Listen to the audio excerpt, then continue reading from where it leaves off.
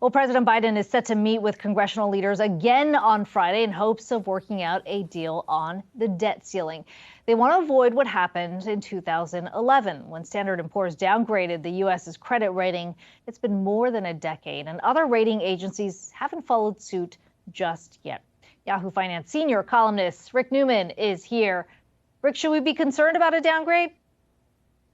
I think we should be concerned about a lot of different possible negative outcomes here. People who lived through the 2011 debt crisis showdown, and that did not get resolved until just hours before the Treasury Department was going to run short of money, will remember that when Standard & Poor's downgraded the U.S. credit rating, dropped it from AAA down by one notch, it felt cataclysmic. The S&P 500 sold off almost 7% in the first trading day after that happened.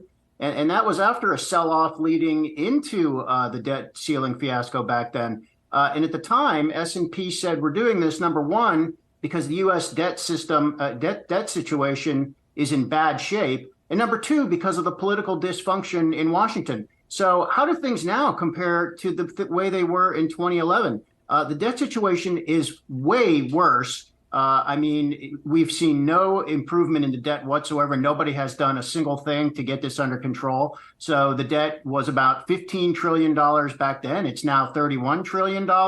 As a percentage of GDP, it's about 50% higher. And these trends are just going to continue. So the question is, could there be another credit rating cut if this does not get resolved in a timely way?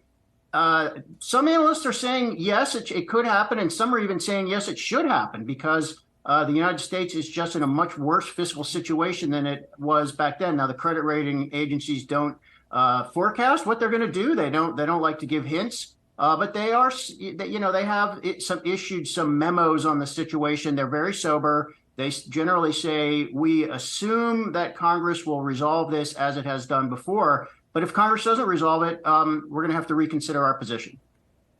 Okay, and we can read all about it in Rick's column on our site, yahoofinance.com. Thanks so much for that, Rick.